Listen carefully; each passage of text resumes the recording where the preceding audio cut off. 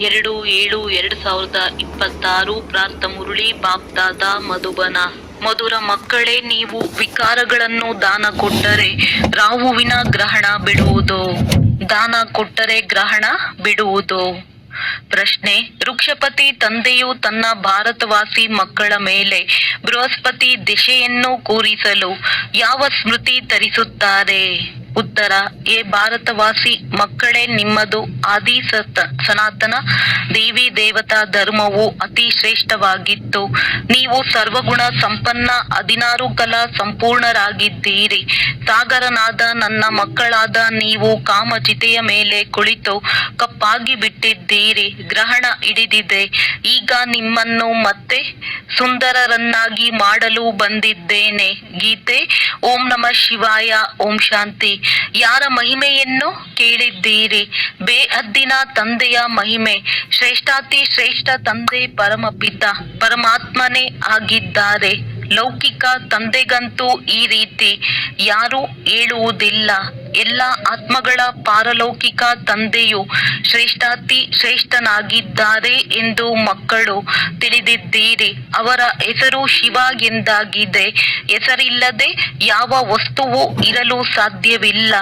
ಈ ಸಮಯದಲ್ಲಿ ಎಲ್ಲರಿಗೂ ರಾಹುವಿನ ಗ್ರಹಣ ಹಿಡಿದಿದೆ. ಆದ್ದರಿಂದಲೇ ಇದನ್ನು ಕಬ್ಬಿಣದ ಯುಗವೆಂದು ಹೇಳಲಾಗುತ್ತದೆ. ದೆಶೆಗಳು ಇರುತ್ತದೆ ಎಲ್ಲವೇ.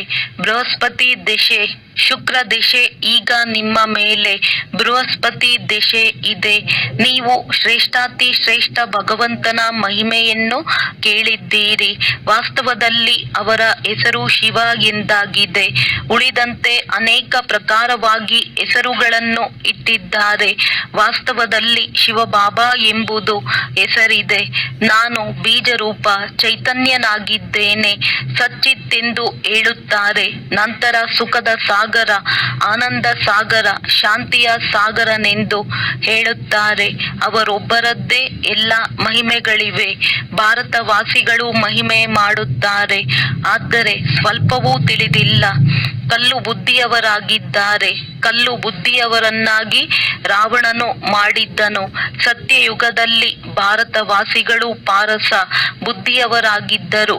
5000 ವರ್ಷಗಳ ಹಿಂದೆ ಈ ಭಾರತವು ಪಾರಸಪುರಿಯಾಗಿತ್ತು. ಅದರಲ್ಲಿ ದೇವಿ ದೇವತೆಗಳು ವಾಸ ಮಾಡುತ್ತಿದ್ದರು. ಭಾರತವನ್ನೇ ಅವಿನಾಶಿ ಖಂಡವೆಂದು ಗಾಯನ ಮಾಡುತ್ತಾರೆ. ಭಾರತದಲ್ಲಿಯೇ ಪಾರಸ ಬುದ್ಧಿ ಇರುವ ದೇವತೆಗಳಿದ್ದರು. ಈ ಸಮಯದಲ್ಲಿ ಕಲ್ಲು ಬುದ್ಧಿ ಪತಿತರಿದ್ದಾರೆ. ಪತಿತರು ಹೇಗಾಗುತ್ತಾರೆ ಎಂದು ನೀವು ಮಕ್ಕಳಿಗೆ ತಂದೆಯು ತಿಳಿಸುತ್ತಾರೆ. ದ್ವಾಪರದಿಂದ ನೀವು ಯಾವಾಗ ಕಾಮಚಿತೆಯ ಮೇಲೆ ಕುಳಿತುಕೊಳ್ಳುತ್ತೀರೋ ಆಗ ನೀವು ಕಪ್ಪಾಗಿ ಬಿಡುತ್ತೀರಿ. ಕಾಮಾಗ್ನಿಯಿಂದ ಎಲ್ಲವೂ ಭಸ್ಮವಾಗಿ ಬಿಡುತ್ತದೆ. ಅದರಲ್ಲಿಯೂ ಮುಖ್ಯವಾಗಿ ಭಾರತದ ಮಾತಾಗಿದೆ. ಭಾರತದಲ್ಲಿ ಪಾರಸ ಬುದ್ಧಿ ದೇವತೆಗಳ ರಾಜ್ಯವಿತ್ತು. ಅದಕ್ಕೆ ವಿಷ್ಣುಪುರಿ ರಾಮರಾಜ್ಯವೆಂದು ಸಹ ಹೇಳಲಾಗುತ್ತದೆ. ಈಗ ತಂದೆಯು ಬಂದು ತಿಳಿಸುತ್ತಾರೆ, ಮಧುರಾತಿ ಮಧುರ ಮುದ್ದಾದ ಮಕ್ಕಳೇ, ನೀವು ಸತ್ಯಯುಗದಲ್ಲಿದ್ದೀರಿ. ಸರ್ವಗುಣ ಸಂಪನ್ನರಾಗಿದ್ದೀರಿ. ಇದು ನಿಮ್ಮ ಮಹಿಮೆಯಾಗಿದೆ. ಸತ್ಯಯುಗದಲ್ಲಿ ವಿಕಾರಗಳಿರುವುದೇ ಇಲ್ಲ. ದ್ವಾಪರದಿಂದ ರಾವಣ ಮತ್ತು ಪಂಚವಿಕಾರಗಳ ರಾಜ್ಯವು ಆರಂಭವಾಗುತ್ತದೆ. ಅಂದ ಮೇಲೆ ರಾಮರಾಜ್ಯವು ಹೋಗಿ ರಾವಣ ರಾಜ್ಯವಾಗುತ್ತದೆ. ಈಗ ಗ್ರಹಣ ಹಿಡಿದಿದೆ. ಭಾರತವು ಖಂಡಿತ ಕಪ್ಪಾಗಿ ಬಿಟ್ಟಿದೆ. ಬೃಹಸ್ಪತಿ ದೆಶೆಯು ಎಲ್ಲ ದೆಶೆಗಳಿಗಿಂತ ಒಳ್ಳೆಯ ದೆಶೆಯಾಗಿದೆ. ಭಾರತದಲ್ಲಿ ಬೃಹಸ್ಪತಿ ದೆಶೆಯು ಸತ್ಯಯುಗದಲ್ಲಿತ್ತು. ನಂತರ ತ್ರೇತಾದಲ್ಲಿ ಶುಕ್ರ ದೆಶೆ ಇತ್ತು. ಅಂದರೆ 2 ಕಲೆಗಳು ಕಡಿಮೆಯಾಯಿತು. ಅದಕ್ಕೆ ಬೆಳ್ಳಿಯ ಯುಗವೆಂದು ಹೇಳಲಾಗುತ್ತದೆ. ನಂತರ ದ್ವಾಪರ ಕಲಿಯುಗ ಬಂದಿತು. ಏಣಿಯನ್ನು ಇಳಿಯುತ್ತಲೇ ಬಂದಿರಿ. ಶನಿ ದೆಶೆಯು ಹಿಡಿಯಿತು. ಈ ಸಮಯದಲ್ಲಿ ಎಲ್ಲರ ಮೇಲೆ ಸಂಪೂರ್ಣ ರಾಹುವಿನ ದಶೆ ಇದೆ. ಸೂರ್ಯ ಗ್ರಹಣವಾದಾಗ ದಾನ ಕೊಟ್ಟರೆ ಗ್ರಹಣ ಬಿಟ್ಟು ಹೋಗುವುದೆಂದು ಹೇಳುತ್ತಾರೆ. ಇದು ಆತ್ಮಿಕ ಜ್ಞಾನವಾಗಿದೆ ಎಂದು ಆತ್ಮಿಕ ತಂದೆಯು ಮಕ್ಕಳಿಗೆ ತಿಳಿಸುತ್ತಾರೆ. ಇದು ಯಾವುದೇ ಶಾಸ್ತ್ರಗಳ ಜ್ಞಾನವಲ್ಲ. ಶಾಸ್ತ್ರಗಳಲ್ಲಿ ಜ್ಞಾನವನ್ನು ಭಕ್ತಿ ಮಾರ್ಗವೆಂದು ಹೇಳಲಾಗುತ್ತದೆ. ಸತ್ಯಯುಗದಲ್ಲಿ ಭಕ್ತಿ ಮಾರ್ಗವು ಇರುವುದಿಲ್ಲ. ಜ್ಞಾನ ಮತ್ತು ಭಕ್ತಿ ನಂತರ ವೈರಾಗ್ಯ, ಅರ್ಥಾತ್ ಈ ಹಳೆಯ ಪ್ರಪಂಚವನ್ನು ಬಿಡಬೇಕಾಗುತ್ತದೆ. ಇದು ಶೂದ್ರ ವರ್ಣವಾಗಿದೆ. ವಿರಾಟ ರೂಪದ ಚಿತ್ರದಲ್ಲಿ ಬ್ರಾಹ್ಮಣ, ದೇವತಾ, ಕ್ಷತ್ರಿಯ, ವೈಶ್ಯ ತೋರಿಸುತ್ತಾರೆ. ಇದು ಭಾರತದ್ದೇ ಕಥೆಯಾಗಿದೆ. ವಿರಾಟ ರೂಪದ ಚಿತ್ರವನ್ನು ಮಾಡುತ್ತಾರೆ. ಆದರೆ ಕಲ್ಲು ಬುದ್ಧಿಯವರು ತಿಳಿದುಕೊಳ್ಳುವುದಿಲ್ಲ. ಕಲ್ಲು ಬುದ್ಧಿಯವರು ಹೇಗೆ ಆಗಿದ್ದಾರೆ? ಏಕೆಂದರೆ ಎಲ್ಲರೂ ಪತಿತರಾಗಿದ್ದಾರೆ. ಭಾರತವಾಸಿಗಳೇ ಪಾರಸ ಬುದ್ಧಿಯವರು ಸಂಪೂರ್ಣ ನಿರ್ವಿಕಾರಿಗಳಾಗಿದ್ದರು. 5,000 ವರ್ಷಗಳ ಹಿಂದೆ ಭಾರತವು ಸ್ವರ್ಗವಾಗಿತ್ತು. ಮತ್ಯಾವುದೇ ಖಂಡವಿರಲಿಲ್ಲ. ಇದನ್ನು ತಂದೆಯೇ ತಿಳಿಸುತ್ತಾರೆ. ಈ ರಾಜಯೋಗವನ್ನು ಯಾರು ಕಲಿಸುತ್ತಾರೆ? ಜ್ಞಾನ ಸಾಗರನಾದ ಶಿವಾಚಾರ್ಯ ಕಲಿಸುತ್ತಾರೆ. ಯಾವುದೇ ಮನುಷ್ಯನಿಗೆ ಜ್ಞಾನ ಸಾಗರ ಸರ್ವರ ಪತಿತ ಪಾವನನೆಂದು ಹೇಳಲಾಗುವುದಿಲ್ಲ. ಎಲ್ಲರ ಮುಕ್ತಿದಾತ ಒಬ್ಬರೇ ಆಗಿದ್ದಾರೆ. ದುಃಖದಲ್ಲಿ ರಾವಣನಿಂದ ಬಿಡಿಸಲು ಸ್ವಯಂ ತಂದೆಯೇ ಬಂದು ಮಾರ್ಗದರ್ಶಕನಾಗಿ ಕರೆದುಕೊಂಡು ಹೋಗುತ್ತಾರೆ. ಅವರಿಗೆ ಆತ್ಮೀಯ ಮಾರ್ಗದರ್ಶಕನೆಂದು ಹೇಳಲಾಗುತ್ತಾರೆ. ನಾನು ನೀವೆಲ್ಲ ಆತ್ಮರ ಮಾರ್ಗದರ್ಶಕನಾಗಿದ್ದೇನೆ. ನಿಮ್ಮೆಲ್ಲ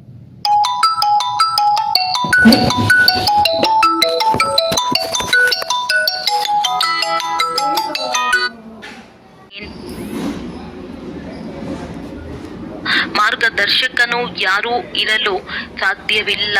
god is liberator, guide, blessful. ಭಗವಂತನು ಮುಕ್ತಿದಾತ, ಮಾರ್ಗದರ್ಶಕ, ಆನಂದ ಸಾಗರನಾಗಿದ್ದಾನೆ. ಎಲ್ಲರ ಮೇಲೆ ದಯೆ ತೋರಿಸುತ್ತಾರೆ.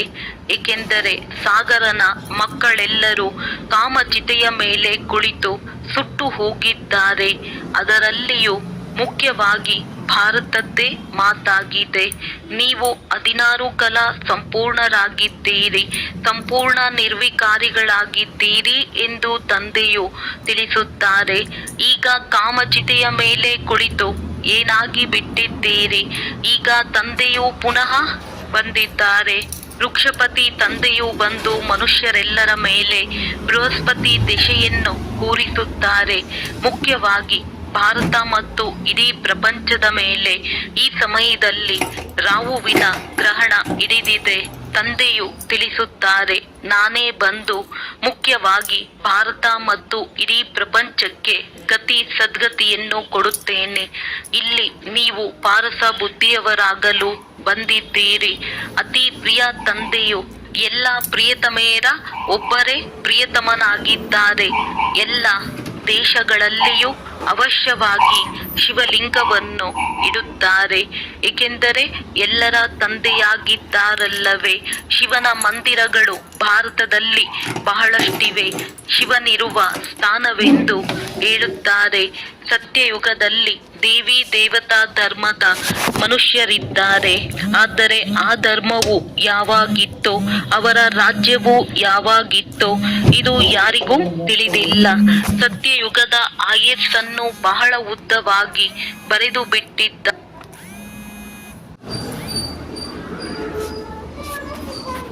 ಮತ್ತೊಂದು ಜನ್ಮಗಳಿಗಾಗಿ ನಿಮ್ಮ ಮೇಲೆ ಈಗ ಬೃಹಸ್ಪತಿ ದಶೆಯು ಕುಳಿತಿದೆ ಎಂದು ತಂದೆಯು ತಿಳಿಸುತ್ತಾರೆ.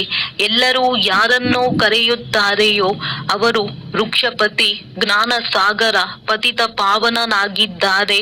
ನೀವು ತಂದೆ ತಾಯಿ ನಾವು ನಿಮ್ಮ ಮಕ್ಕಳಾಗಿದ್ದೇವೆಂದು ಅವರ ಮಹಿಮೆಯನ್ನು ಮಾಡುತ್ತಾರೆ.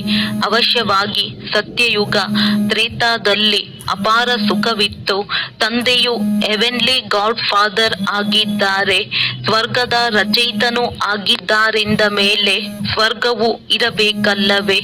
ನೀವೆಲ್ಲರೂ ಸ್ವರ್ಗವಾಸಿಗಳಾಗಿದ್ದೀರಿ, ಈಗ ನರಕವಾಸಿಗಳಾಗಿದ್ದೀರಿ. ಭಾರತದ್ದೇ ಆದಿ ಸನಾತನ ದೇವಿ ದೇವತಾ ಧರ್ಮವಾಗಿತ್ತು. ಹೇಗೆ ಕ್ರಿಶ್ಚಿಯನ್ ಧರ್ಮವಿದೆ ಎಂದರೆ ಅಲ್ಲಿ ಕ್ರಿಶ್ಚಿಯನ್ನರೇ ಇರುತ್ತಾರೆ. ನೀವು ದೇವಿ ದೇವತಾ ಧರ್ಮದವರು ನಿಮ್ಮ ಧರ್ಮವನ್ನು ಏಕೆ ಮರೆತು ಹೋದಿರಿ? ನೀವು ದೇವಿ ದೇವತಾ ಧರ್ಮದವರೇ ಆಗಿದ್ದೀರಿ ಎಂದು ತಂದೆಯು ತಿಳಿಸುತ್ತಾರೆ. ಎಲ್ಲರಿಗಿಂತ ಶ್ರೇಷ್ಠ ಧರ್ಮ ಕರ್ಮ ನಿಮ್ಮದೇ ಆಗಿತ್ತು ಎಂದು ತಂದೆ ಸ್ಮೃತಿ ತರಿಸುತ್ತಾರೆ. ಈಗ ನೀವು ನೀಚ ಪಾಪಿ ಕಂಗಾಲರಾಗಿದ್ದೀರಿ. ನೀವು ದೇವತೆಗಳ ಪೂಜಾರಿಗಳಾಗಿದ್ದೀರಿ ಅಂದ ಮೇಲೆ ನಿಮ್ಮನ್ನು ನೀವು ಹಿಂದೂಗಳೆಂದು ಏಕೆ ಕರೆದುಕೊಳ್ಳುತ್ತೀರಿ? ನೋಡಿ, ಭಾರತದ ಸ್ಥಿತಿ ಏನಾಗಿ ಬಿಟ್ಟಿದೆ. ಯಾರು ದೇವತಾ ಧರ್ಮದವರಾಗಿದ್ದರೋ ಅವರು ವಿಕಾರಿಗಳಾದ ಕಾರಣ ತಮ್ಮನ್ನು ದೇವತೆಗಳೆಂದು ಹೇಳಿಕೊಳ್ಳುವುದಿಲ್ಲ. ಈ ಪತಿತ ಪ್ರಪಂಚದ ಅಂತ್ಯವಾಗಿದೆ. ಮಹಾಭಾರತದ ಯುದ್ಧ ಸನ್ಮುಖದಲ್ಲಿ ನಿಂತಿದೆ. ಭಗವಾನು ವಾಚ, ನಾನು ನಿಮಗೆ ಸತ್ಯಯುಗಕ್ಕಾಗಿ ರಾಜಯೋಗವನ್ನು ಕಲಿಸುತ್ತೇನೆ. ಭಗವಂತನಂತೂ ಒಬ್ಬರೇ ಆಗಿದ್ದಾರೆ. ನಾವೆಲ್ಲರೂ ಅವರ ಮಕ್ಕಳು, ಸಾಲಿಗ್ರಾಮಗಳಾಗಿದ್ದೇವೆ. ನೀವು ಪೂಜ್ಯರಾಗಿದ್ದೀರಿ. ನೀವೇ ಪೂಜಾರಿ ಭಕ್ತರಾಗಿ ಬಿಟ್ಟಿರಿ. ಈಗ ಪುನಃ ಜ್ಞಾನ ಪಡೆದು ಪೂಜ್ಯ ದೇವತೆಗಳಾಗುತ್ತಿದ್ದೀರಿ. ನಂತರ ದ್ವಾಪರದಿಂದ ಪೂಜಾರಿಗಳಾಗಿ ಬಿಡುತ್ತೀರಿ. ನೀವು ಸಂಪೂರ್ಣ 84 ಜನ್ಮಗಳನ್ನು ಪಡೆಯುತ್ತೀರಿ. ಯಾರು 84 ಜನ್ಮಗಳನ್ನು ಪಡೆದಿದ್ದರೋ ಅವರೇ ಬಂದು ಬ್ರಹ್ಮ ಕುಮಾರಿಯರಾಗುತ್ತಾರೆ. ಬ್ರಹ್ಮನ ಮುಖಾಂತರ ಆದಿ ಸನಾತನ ಧರ್ಮದ ಸ್ಥಾಪನೆಯಾಯಿತು. ಇದು ಸಹ ಗಾಯನವಿದೆ.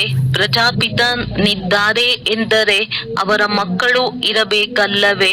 ಅವರು ಅವಶ್ಯವಾಗಿ ಇಲ್ಲಿಯೇ ಇರಬೇಕು. ಎಷ್ಟೊಂದು ಮಂದಿ ಪ್ರಜೆಗಳಿದ್ದಾರೆ. ಈ ಬ್ರಾಹ್ಮಣರೇ ನಂತರ ದೇವತೆಗಳಾಗುವರು. ತಂದೆಯು ಬಂದು ಶೂದ್ರರನ್ನು ಪರಿವರ್ತನೆ ಮಾಡಿ ಬ್ರಾಹ್ಮಣ ಧರ್ಮವನ್ನು ಸ್ಥಾಪನೆ ಮಾಡುತ್ತಾರೆ. ಈ ಸಂಗಮ ಯುಗದಲ್ಲಿಯೇ ಆದಿ ಸನಾತನ ದೇವಿ ದೇವತಾ ಧರ್ಮದ ಸ್ಥಾಪನೆಯಾಗುತ್ತದೆ. ಇದು ಕಲ್ಯಾಣಕಾರಿ ಸಂಗಮ ಯುಗವಾಗಿದೆ. ಈ ಯುದ್ಧವನ್ನೇ ಕಲ್ಯಾಣಕಾರಿ ಎಂದು ಹೇಳಲಾಗುತ್ತದೆ. ಈ ವಿನಾಶದ ನಂತರದ ಸ್ವರ್ಗದ ದ್ವಾರ ತೆರೆಯಲ್ಪಡುತ್ತದೆ. ನೀವಿಲ್ಲಿ ಸ್ವರ್ಗವಾಸಿಗಳಾಗಲು ವಿಷ್ಣು ಪುರಿಯಲ್ಲಿ ಹೋಗುವುದಕ್ಕಾಗಿಯೇ ಬರುತ್ತೀರಿ. ನೀವು ಮಕ್ಕಳ ಮೇಲೆ ಈಗ ಅವಿನಾಶಿ ಬೃಹಸ್ಪತಿ ದಶೆ ಕುಳಿತಿದೆ. 16 ಕಲಾ ಸಂಪೂರ್ಣ ಎಂದು ಹೇಳಲಾಗುತ್ತದೆ. ನಂತರ 2 ಕಲೆಗಳು ಕಡಿಮೆ ಆಗುತ್ತದೆ ಎಂದರೆ ಶುಕ್ರ ದಶೆ ಎಂದು ಹೇಳಲಾಗುತ್ತದೆ. ಸತ್ಯಯುಗದಲ್ಲಿ ಬೃಹಸ್ಪತಿಯ ದಶೆ ಇತ್ತು. ನಂತರ ತ್ರೇತಾದಲ್ಲಿ ಶುಕ್ರ ದಶೆ ಇತ್ತು. ನಂತರ ಕೆಳಗಿಳಿಯುತ್ತಾ ಬರುತ್ತಾ ಮಂಗಳ, ಶನಿ, ರಾಹು ದಶೆಗಳಾಗುತ್ತವೆ. ಜನ್ಮಾಂತರದಿಂದಲೂ ಉಲ್ಟಾ ದಶೆಗಳೇ ಆಗುತ್ತಾ ಬರುತ್ತವೆ. ಈಗ ತಂದೆಯ ಮೂಲಕ ಬೃಹಸ್ಪತಿ ದಶೆ ಕುಳಿತಿದೆ. ಈ ಬೇಹದ್ದಿನ ತಂದೆಯು ಜ್ಞಾನ ಸಾಗರ ಪತಿತ ಪಾವನನಾಗಿದ್ದಾರೆ. ಅವರೇ ನಿಮ್ಮ ತಂದೆ, ಶಿಕ್ಷಕ, ಸದ್ಗುರುವೂ ಆಗಿದ್ದಾರೆ. ಉಳಿದಂತೆ ಎಲ್ಲರೂ ಅಸತ್ಯವನ್ನೇ ಹೇಳುತ್ತಾರೆ. ಯಾರಿಗೂ ಸದ್ಗತಿಯನ್ನು ಕೊಡಲು ಸಾಧ್ಯವಿಲ್ಲ. ಇದಕ್ಕೆ ವಿಕಾರಿ ಪ್ರಪಂಚವೆಂದು ಹೇಳಲಾಗುತ್ತದೆ.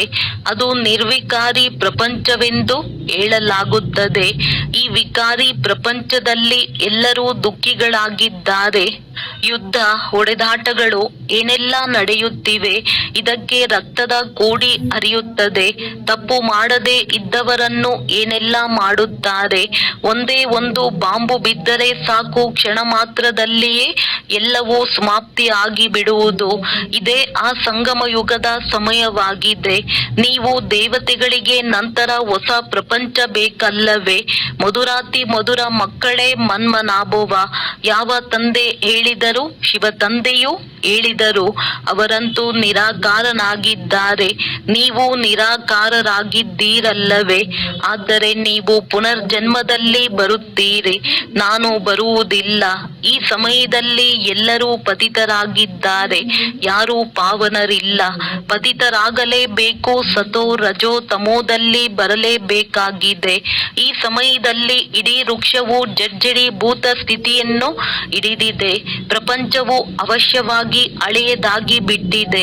ಈಗ ಮತ್ತೆ ಇದನ್ನು ಹೊಸದನ್ನಾಗಿ ಮಾಡಬೇಕಾಗಿದೆ. ಪತಿತ ಪ್ರಪಂಚವನ್ನು ನೋಡಿ ಎಷ್ಟೊಂದು ಮನುಷ್ಯರಿದ್ದಾರೆ. ಪಾವನ ಪ್ರಪಂಚದಲ್ಲಿ ಬಹಳ ಕಡಿಮೆ ಜನ ರಾಜ್ಯ ಮಾಡುತ್ತಾರೆ. ಒಂದೇ ಧರ್ಮವಿರುತ್ತದೆ, ಮತ್ಯಾವ ಧರ್ಮವೂ ಇರುವುದಿಲ್ಲ. ಭಾರತವನ್ನೇ ಹೆವೆನ್ ಎಂದು ಹೇಳಲಾಗುತ್ತದೆ.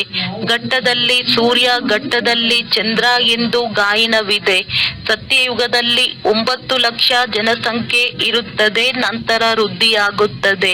ಮೊದಲು ಹೂವಿನ ಗಿಡ ಚಿಕ್ಕದಾಗಿರುತ್ತದೆ. ಮುಳ್ಳಿನ ಕಾಡು ಎಷ್ಟು ದೊಡ್ಡದಾಗಿದೆ. ದೆಹಲಿಯಲ್ಲಿ ಮೊಘಲ್ ಗಾರ್ಡನ್ ಎಷ್ಟು ಚೆನ್ನಾಗಿದೆ ನೋಡಿ. ಅದಕ್ಕಿಂತಲೂ ದೊಡ್ಡ ಗಾರ್ಡನ್ ಮತ್ಯಾವುದು ಇಲ್ಲ. ಕಾಡನ್ನು ನೋಡಿ ಎಷ್ಟೊಂದು ದೊಡ್ಡದಾಗಿರುತ್ತದೆ. ಸತ್ಯಯುಗದ ಗಾರ್ಡನ್ ಸಹ ಚಿಕ್ಕದಾಗಿರುತ್ತದೆ, ನಂತರ ವೃದ್ಧಿ ಹೊಂದುತ್ತಾ ದೊಡ್ಡದಾಗುತ್ತದೆ.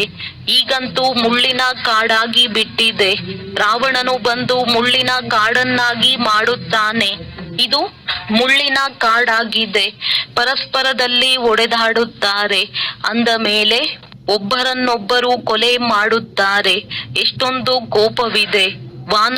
ವಾನರಿಗಿಂತ ಕೀಳು ಮಟ್ಟವೆಂದು ಹೇಳಲಾಗುತ್ತದೆ. ನನ್ನ ಮುದ್ದಾದ ಮಕ್ಕಳೇ, ನಿಮ್ಮ ಮೇಲೆ ಈಗ ವೃಕ್ಷಪತಿಯ ದಶೆ ಇದೆ ಎಂದು ತಂದೆಯು ತಿಳಿಸುತ್ತಾರೆ. ಈಗ ದಾನ ಕೊಟ್ಟರೆ ಗ್ರಹಣ ಬಿಡುವುದು. ಸಂಪೂರ್ಣ ನಿರ್ವಿಕಾರಿಗಳು ಇಲ್ಲಿಯೇ ಆಗಬೇಕಾಗಿದೆ. ನಂತರ ಶರೀರ ಬಿಟ್ಟು ಮತ್ತೆ ಶಿವಾಲಯದಲ್ಲಿ ಬರುತ್ತೇವೆ. ಶಿವಾಲಯದಲ್ಲಿ ಬಹಳ ಸುಖವಿರುತ್ತದೆ. ದೇವಿ ದೇವತೆಗಳ ರಾಜ್ಯವಿರುತ್ತದೆ. ಸತ್ಯಯುಗವನ್ನು ಶಿವಾಲಯ, ಕಲಿಯುಗವನ್ನು ವೇಶ್ಯಾಲಯವೆಂದು ಹೇಳಲಾಗುತ್ತದೆ. ಇದು ವೇಶ್ಯಾಲಯ. ರಾವಣನು ಸ್ಥಾಪನೆ ಮಾಡಿದ್ದನು. ಪತಿತರಿಂದ ಪಾವನರಾಗಬೇಕಾಗಿದೆ. ಅಂದ ಮೇಲೆ ಹೇಗಾಗುವುದು? ತ್ರಿವೇಣಿ ಸಂಗಮದಲ್ಲಿನ ಗಂಗಾ ಸ್ನಾನದಿಂದ ಪಾವನರಾಗುವಿರೇನು? ಇದಂತೂ ಜನ್ಮ ಜನ್ಮಾಂತರ ಮಾಡುತ್ತಲೇ ಬಂದಿರಿ. ಕೋಟಿಗಟ್ಟಲೆ ಮನುಷ್ಯರು ಹೋಗಿ ಸ್ನಾನ ಮಾಡುತ್ತಾರೆ. ಬಹಳಷ್ಟು ನದಿಗಳು, ಕಾಲುವೆಗಳು, ಕೊಳಗಳು ಇತ್ಯಾದಿಗಳಿವೆ. ಎಲ್ಲಿ ನೀರನ್ನು ನೋಡುತ್ತಾರೆಂದರೆ ಅಲ್ಲಿಗೆ ಹೋಗಿ ಸ್ನಾನ ಮಾಡುತ್ತಾರೆ. ಏಕೆಂದರೆ ತಮ್ಮನ್ನು ತಾವು ಪತಿತರಾಗಿದ್ದೇವೆ ಎಂದು ತಿಳಿದುಕೊಂಡಿದ್ದಾರೆ. ಈಗ ನಿಮ್ಮನ್ನು ಪಾರಸನಾಥನು ಪಾರಸ ಬುದ್ಧಿಯವರನ್ನಾಗಿ ಮಾಡುತ್ತಿದ್ದಾರೆ. ಅಂದ ಮೇಲೆ ಅಂತಹ ಪಾರಸನಾಥ ತಂದೆಯನ್ನು ಎಷ್ಟೊಂದು ಪ್ರೀತಿಯಿಂದ ನೆನಪು ಮಾಡಬೇಕು. ಒಳ್ಳೆಯದು. ಮಧುರಾತಿ ಮಧುರ ಅಗಲಿ ಹೋಗಿ ಮರಳಿ ಸಿಕ್ಕಿರುವ ಮಕ್ಕಳ ಪ್ರತಿ ಮಾತ್ಪಿತಾ ಬಾಪ್ ದಾದಾರವರ ನೆನಪು, ಪ್ರೀತಿ ಹಾಗೂ ಸುಪ್ರಭಾತ. ಆತ್ಮಿಕ ಮಕ್ಕಳಿಗೆ ಆತ್ಮಿಕ ತಂದೆಯ ನಮಸ್ತೆ. ಧಾರಣೆಗಾಗಿ ಮುಖ್ಯ ಸಾರ. ಈ ಮುಳ್ಳಿನ ಪ್ರಪಂಚದಿಂದ ಹೂದೋಟಕ್ಕೆ ಹೋಗಲು ಯಾವುದೇ ಮುಳ್ಳುಗಳಿವೆ, ಅವನ್ನು ತೆಗೆಯಬೇಕು. ಪಾರಸ ಬುದ್ಧಿಯವರಾಗಲು ತಂದೆಯನ್ನು ಬಹಳ ಪ್ರೀತಿಯಿಂದ ನೆನಪು ಮಾಡಬೇಕಾಗಿದೆ. ಈ ಕಲ್ಯಾಣಕಾರಿ ಸಂಗಮ ಯುಗದಲ್ಲಿ ಶೂದ್ರರಿಂದ ಬ್ರಾಹ್ಮಣಸೋ ದೇವತೆಗಳಾಗುವ ಪುರುಷಾರ್ಥ ಮಾಡಬೇಕಾಗಿದೆ. ರಾಹುವಿನ ಗ್ರಹಣದಿಂದ ಬಿಡಿಸಿಕೊಳ್ಳಲು ವಿಕಾರಗಳ ದಾನ ಕೊಡಬೇಕಾಗಿದೆ. ವರದಾನ. ಸಂಗಮ ಯುಗದಲ್ಲಿ ಪ್ರತಿಯೊಂದು ಕರ್ಮವು ಕಲೆಯ ವಿಶೇಷತೆ ರೂಪದಲ್ಲಿ ಮಾಡುವಂತಹ 16 ಕಲಾ ಸಂಪನ್ನ ಭವ. ಸಂಗಮ ಯುಗದ ವಿಶೇಷ ಕರ್ಮವೆಂಬ ಕಲೆಯನ್ನು ತೋರಿಸುವ ಯುಗವಾಗಿದೆ. ಯಾರ ಪ್ರತಿ ಕರ್ಮವು ಕಲೆಯ ರೂಪದಲ್ಲಿ ಇರುತ್ತದೆಯೋ ಅವರ ಪ್ರತಿ ಕರ್ಮ ಅಥವಾ ಗುಣದ ಗಾಯನವಾಗುತ್ತದೆ. 16 ಕಲಾ ಸಂಪನ್ನ ಅರ್ಥಾತ್ ಪ್ರತಿ ಚಲನೆಯು ಸಂಪೂರ್ಣ ಕಲೆಯ ರೂಪದಲ್ಲಿ ಕಾಣಿಸುವುದು.